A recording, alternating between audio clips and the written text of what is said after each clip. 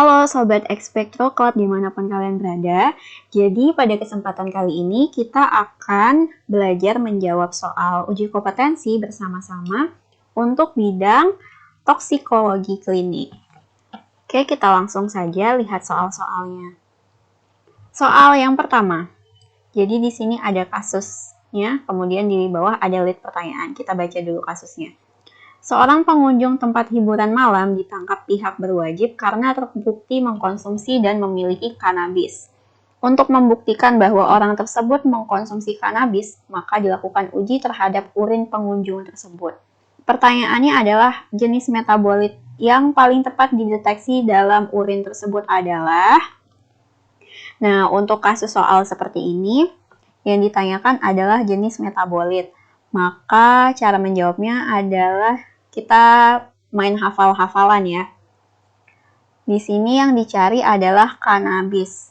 Kanabis itu kata lainnya adalah ganja, mungkin yang lebih familiar oleh teman-teman sekalian. Nah, ganja ini ternyata dia punya metabolit di sampel urin. Karena yang dideteksi di urin, maka kita bisa mencari jawabannya adalah E. 9 karboksi THC. Kalau untuk D9 THC atau delta 9 THC ini kalau misalnya pertanyaannya adalah sampel untuk saliva atau air liur. Nah, kalau misalnya yang mau dideteksi metabolitnya menggunakan sampel saliva, maka kita baru jawab si A yang ini. Tapi karena yang ditanyakan adalah sampel urin, maka kita memilih jawaban yang E. Oke, ngerti ya? Kita next ke soal nomor 2. Seseorang yang mengkonsumsi alkohol mengalami kecelakaan, menabrak kendaraan lain di jalan raya sehingga menyebabkan 1 orang meninggal dunia dan 2 orang lainnya harus dirawat di rumah sakit karena mengalami luka parah. Polisi meminta dilakukan uji alkohol terhadap pengendara tersebut. Alat yang tersedia di laboratorium adalah alat uji saliva. Untuk stimulasi air liur digunakan beberapa tetes asam sitrat atau C6H8O7. Pertanyaannya adalah bagaimana cara Anda membuat larutan asam sitrat untuk tujuan tersebut. Jadi di sini yang kita garis bawahi untuk keyword atau kata kuncinya adalah kasusnya adalah seseorang yang mengkonsumsi alkohol. Kemudian akan diuji dengan sampel saliva atau air liur. Nah, di sini dilakukan stimulasi air liur atau merangsang supaya air liurnya itu keluar, sehingga akan memenuhi target pemeriksaan dengan menggunakan beberapa tetes asam sitrat. Gimana cara pembuatan asam sitrat untuk merangsang air liur tersebut? Cara menjawabnya adalah kita ketahui bahwa untuk merangsang stimulasi air liur itu kita menggunakan 9,6% konsentrasi asam sitrat. Maka kita lihat jawabannya di sini. Yang mengarah ke konsentrasi 9,6 adalah pilihan yang D. Jadi dengan melarutkan sebanyak 9,6 gram dalam 100 ml. Di situ didapatkan konsentrasi asam sitratnya sebesar 9,6%. Kalau yang C ini dia menjadi 96% ya. Jadi bukan jawabannya. Oke, next ke nomor 3. Soal nomor 3. Seseorang yang diduga telah mengkonsumsi minuman beralkohol mengalami kecelakaan di jalan raya. ATLM di rumah sakit tempat korban dan pelaku dirawat diminta untuk melakukan uji alkohol terhadap urin pelaku. Nah, pertanyaannya adalah reaksi apa yang digunakan untuk pemeriksaan tersebut. Di sini yang kita highlight adalah uji alkohol dalam sampel urin. Untuk jawabannya adalah yang C. Kenapa yang C? Nah, untuk kita menguji adanya kadar alkohol di dalam sampel urin adalah dengan reaksi yang namanya metode kalium bikromat atau K2CR2O7. Konsentrasinya 2,5%. Nah, untuk menguji adanya alkohol di dalam urin, intinya adalah menggunakan kalium bikromat 2,5%. Jadi yang kita cari di sini mana yang mengarah ke konsentrasi kalium bikromat 2,5%. Nah, kalium bikromat 2,5% ini harus dilarutkan dalam kondisi asam karena akan menguji adanya alkohol sebagai zat oksidator di dalam sampel urin. Nah, karena dia harus dilarutkan dalam larutan yang asam, maka digunakanlah larutan asam pekat yaitu H2SO4. Namun, konsentrasi H2SO4 yang digunakan syaratnya adalah yang 50%. Makanya jawabannya menjadi pilihan yang C.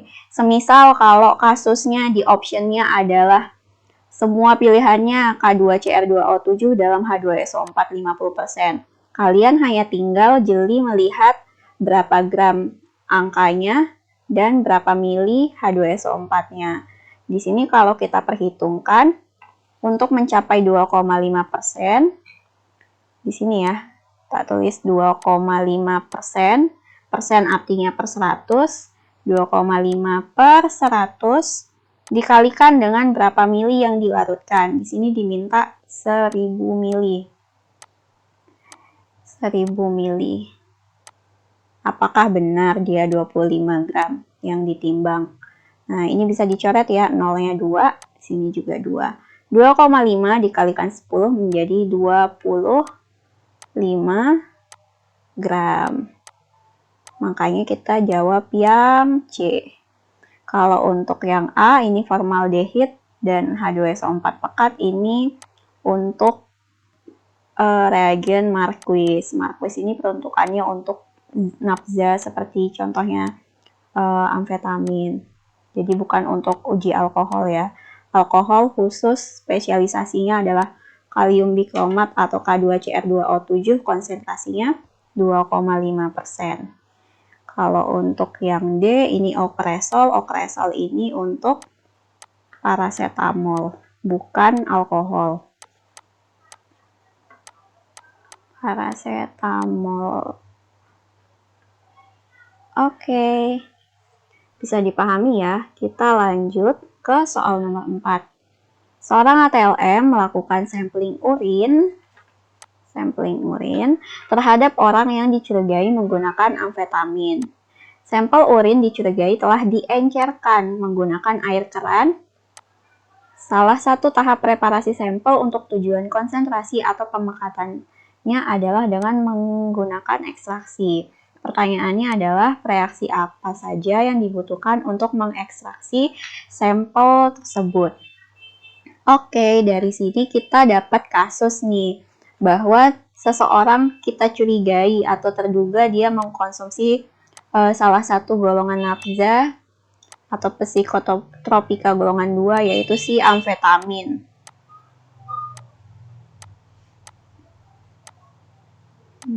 Amfetamin atau bahasa pasarannya sabu-sabu. Nah, kemudian seseorang yang mengkonsumsi amfetamin atau sabu-sabu ini ternyata di urinnya dia tambahkan air keran pada saat pengumpulan sampel, sehingga konsentrasi amfetamin menjadi menurun di dalam sampel urin. Maka dilakukan ekstraksi untuk memekatkan si urin yang tadi sudah diencerkan. Nah, untuk menjawab ini, kita berpedoman pada salah satu metode uji ekstraksi berikut ini. Nah, di sini kita tahu bahwa amfetamin itu sebenarnya adalah fraksi D. Dia termasuk fraksi D. Ini sifatnya hafalan ya. Maka untuk melakukan ekstraksi, itu kita harus mengubah pH-nya menjadi 8. Nah, pH 8 ini kita lakukan pada sampel urin yang tadi diencerkan. pH 8, untuk mengubah sampel urin yang tadinya pH-nya asam menjadi pH 8, which is itu basah, kita membutuhkan yang namanya larutan amoniak. Nah, setelah sampel urinnya sudah naik menjadi pH 8 dengan bantuan si amoniak, itu baru kita lakukan ekstraksi dengan CHCl3. CHCl3 itu adalah rumus kimia dari kloroform.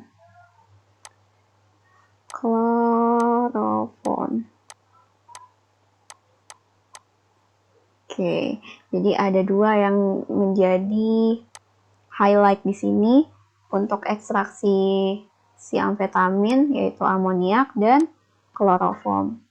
Kita kembali melihat ke pilihan di sini. Berarti jawaban yang tepat adalah E ya, kloroform dan amoniak. Oke, next. Nah, di sini ada golongan fraksi. Di sini fraksi A yang pertama, ini fraksi B, kemudian kolom ketiga fraksi C, dan kolom keempat adalah fraksi D. Di sini sudah tertera jenis golongan obat yang kalian cari, tinggal dihafalkan.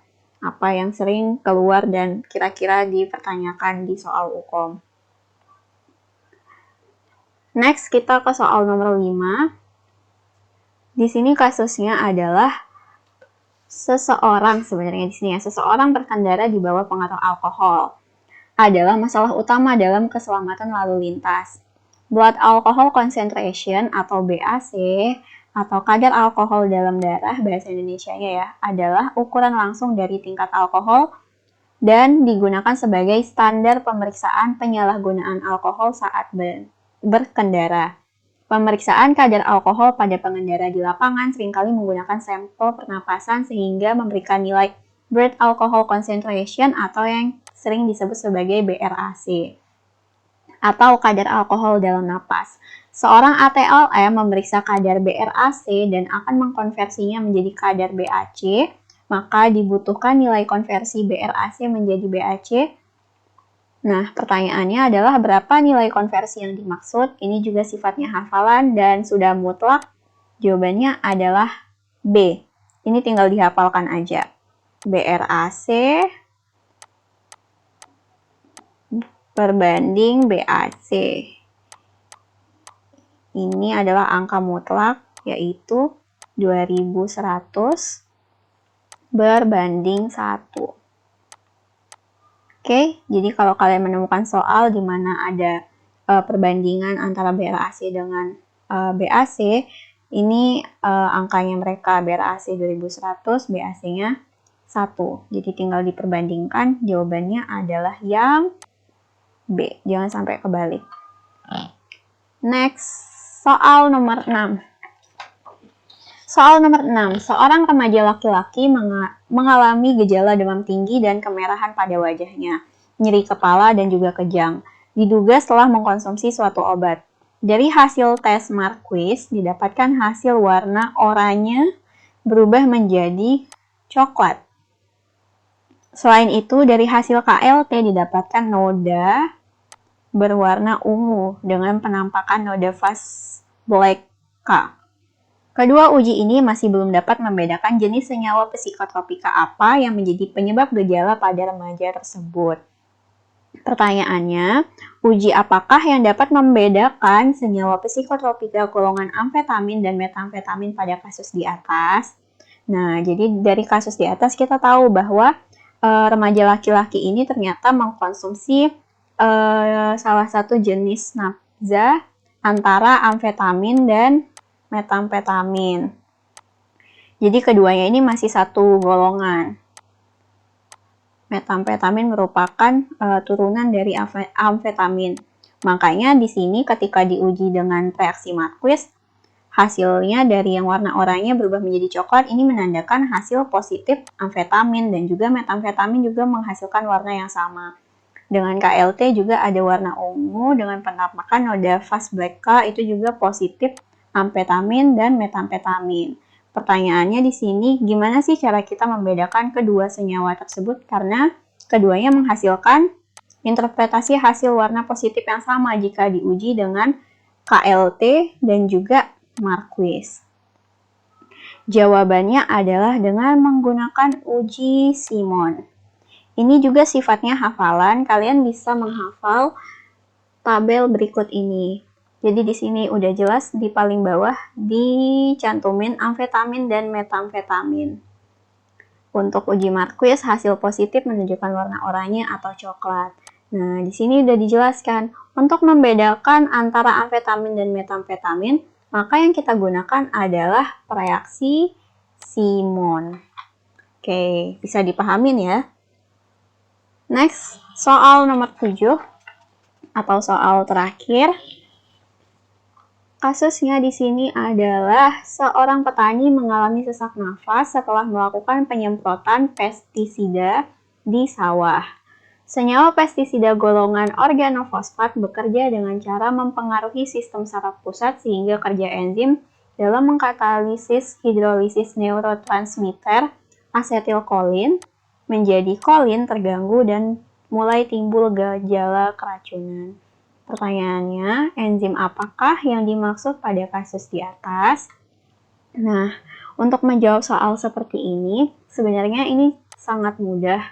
Di sini kalian hanya mencari kata kuncinya. Jadi di sini kata kuncinya adalah adanya kasus keracunan akibat pestisida. Nah, senyawa pestisidanya ini adalah golongan organofosfat. Kalau kata-kata ini udah muncul di dalam kasus pinyet soal UKOM, itu udah pasti merujuk ke, kalau dipertanyakan enzim, udah pasti jawabannya adalah cholinesterase. Cuman biar kalian lebih paham, kenapa jawabannya cholinesterase? Cholinesterase ini merupakan enzim yang melakukan katalisis si neurotransmitter asetilkolin menjadi kolin. Emang cuma satu-satunya enzim ini. Nah, kalau misalnya di soal kalian nggak nemu kata asetilkolin, biasa dia disajikan dalam bentuk nama kimianya, yaitu ACH. Nah, kalau kalian udah ketemu kata asetilkolin, golongan organofosfat, pestisida, dan kasusnya adalah keracunan, jika yang ditanyakan adalah enzim, maka jawabannya cholinesterase. Gitu ya. Untuk mata kuliah toksikologi cukup sampai di sini dulu pembelajaran kita. Semoga apa yang sudah dijelaskan bisa bermanfaat. Nah, bagi kalian yang belum tahu mau mulai belajar UKOM dari mana dan kalian mau lebih banyak kita membahas soal-soal seperti ini, kalian bisa bergabung bersama kami di Expecto Club dengan mengklik link di description box di bawah ya. Untuk itu, jangan lupa like video ini juga, subscribe channel kami, dan juga follow juga di Instagram ya. Terima kasih telah menonton video ini. Sampai jumpa di video selanjutnya.